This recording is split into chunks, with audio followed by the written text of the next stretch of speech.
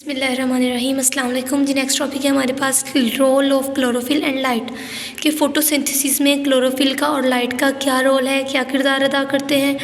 जैसे हमें पता है जो फ़ोटोसिंथेसिस है वो लीव के क्लोरोफिल में हो रही है और लाइट की प्रेजेंस में हो रही है। जो सनलाइट एनर्जी है वो क्लोरोफिल जो है एब्जॉर्ब करेंगे, वो एज उससे सोलर एनर्जी एब्जॉर्ब करेंगे और फिर इसको कन्वर्ट कर देंगे केमिकल एनर्जी में, और फिर ये केमिकल एनर्जी है वो फोटोसिंथेटिक प्रोसेस को डिराइव करेगी। इस केमिकल एनर्जी की वजह से फोटोसिंथेसिस प्रोसेस होगा। वो कह रहे हैं कि only 1% of light energy absorb by the leaf surface, the rest reflected और ट्रांसमिटेड। सन से जितनी भी लाइट आई उसका सिर्फ 1% जो है वो लीव एब्जॉर्ब करेगा। ठीक है, लीव के अंदर इतनी ही कैपेसिटी है कि वो सिर्फ 1% को एब्जॉर्ब कर सके। जो बाकी की एनर्जी होती है या तो वो रिफ्लेक्ट हो जाती है या किसी और फॉर्म में ट्रांसमिट हो जाती है। जैसे सोलर एनर्जी केमिकल में ट्रांसमिट हुई, यहाँ पे भी एनर्जी जो है वो किसी और फॉर्म में ट्रांसमिट हो जाएगी। तो जो लाइट एनर्जी एब्जॉर्ब करेगा क्लोरोफिल, उसकी वेवलेंथ्स पे डिपेंड करता है कि वो किस वेवलेंथ की एनर्जी है और उसको लीव कितना एब्जॉर्ब करेगा। जो डिफरेंट वेवलेंथ्स होती हैं वो डिफरेंट जो लाइट्स हैं उसको एब्जॉर्ब करती हैं। ठीक है, फोटोसिंथेसिस के जो पिगमेंट्स हैं वो डिफरेंट वेवलेंथ की लाइट को एब्जॉर्ब करते हैं। जो मेन एब्जॉर्ब करते हैं लाइट हमारे लीव्स वो हैं blue and red light. Blue और रेड लाइट की प्रेजेंस में जो फोटोसिंथेसिस का प्रोसेस है वो बहुत ज़्यादा हाई होता है और बहुत ज़्यादा तेज़ होता है। नेक्स्ट हमारे पास एक टर्म फोटोसिस्टम की डेफिनेशन आ जाती होती है कि फोटोसिस्टम्स क्या होते हैं। फोटोसिस्टम्स होते हैं वो एक सिस्टम होता है जो फोटोसिंथेटिक पिगमेंट्स मिलके बना देते हैं। ठीक है, पिगमेंट्स ने लाइट एब्जॉर्ब करनी होती है। ऐसे पिगमेंट्स जो फोटोसिंथेसिस में काम करते हैं हम उन्हें बोल देते हैं ये फोटोसिंथेटिक पिगमेंट्स हैं। फोटोसिंथेसिस पिगमेंट्स जो होते हैं उन्होंने खुद को ऑर्गेनाइज करना होता है एक क्लस्टर की फॉर्म में, ठीक है, गुच्छे की फॉर्म में, और इनको हम क्या नाम देते हैं, ये हम कह देते हैं ये फोटोसिस्टम है। यहाँ पर ड्रा किया हुआ है कि छोटे छोटे से पिगमेंट्स हैं, इन पिगमेंट्स ने खुद को अरेंज किया, ऑर्गेनाइज किया, क्लस्टर बना दिया। इस क्लस्टर का हमने नाम रख दिया ये क्या है, फोटोसिस्टम है। लेकिन अगर हम इस इंडिविजुअल की बात करें तो ये एक पिगमेंट है, ये दूसरा पिगमेंट है, ये तीसरा पिगमेंट है। सारे पिगमेंट्स मिलेंगे, खुद को ऑर्गेनाइज करवाएंगे और फोटोसिस्टम बना देंगे। और जो फोटोसिस्टम होता है ये थैलाकोइड मेम्ब्रेन में होता है। जो लीव है, लीव की थैलाकोइड मेम्ब्रेन में होता है। फोटोसिस्टम जो होते हैं उसमें क्लोरोफिल होते हैं। ठीक है, क्लोरोफिल की दो टाइप्स हैं, एक क्लोरोफिल ए होता है और दूसरा क्लोरोफिल बी होता है। जो क्लोरोफिल ए है इसको समझा जाता है कि ये मेन फोटोसिंथेटिक पिगमेंट है।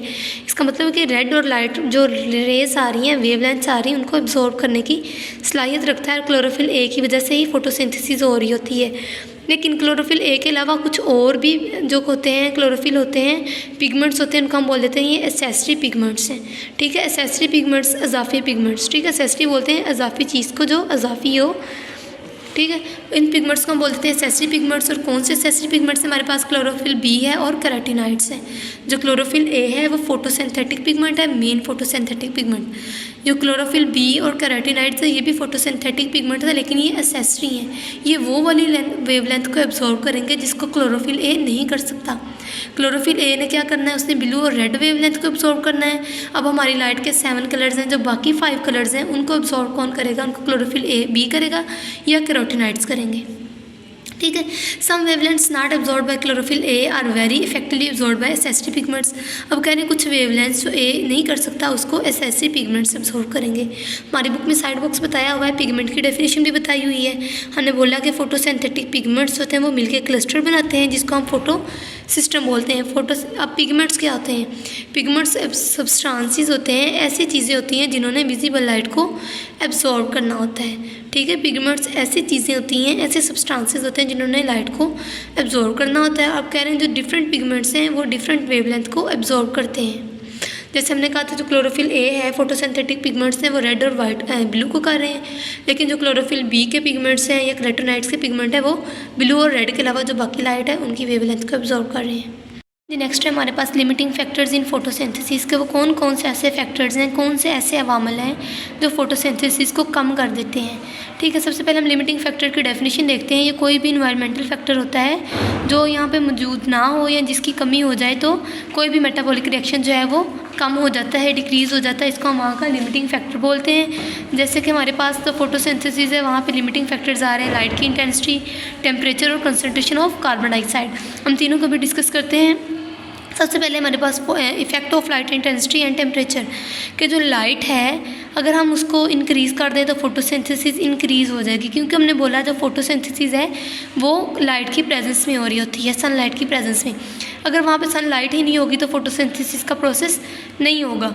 अगर लाइट ज़्यादा होगी तो फोटोसिंथेसिस का प्रोसेस जो है वो ज़्यादा होगा। लेकिन वो कह रहे हैं कि अगर हम एक लेवल से इसकी इंटेंसिटी इंक्रीज़ कर दें, ठीक है, हायर लेवल तक इंक्रीज़ कर दें, जो फोटोसिंथेसिस का रेट है वो कांस्टेंट हो जाएगा।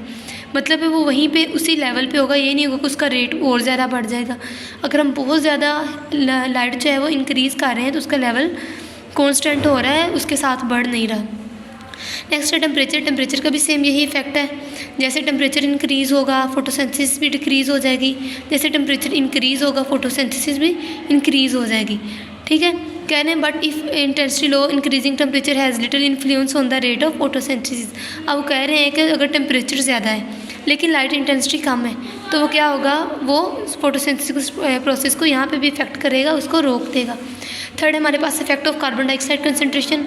हमें पता है कि जो फोटोसिंथेसिस हो रही है वहाँ पे हम कार्बन डाइऑक्साइड यूज़ करवा रहे हैं। अगर कार्बन डाइऑक्साइड ज़्यादा होगी तो फोटोसिंथेसिस ज़्यादा होगी, अगर वहाँ पे कार्बन डाइऑक्साइड ही नहीं है तो वहाँ पे फोटोसिंथेसिस नहीं होगी।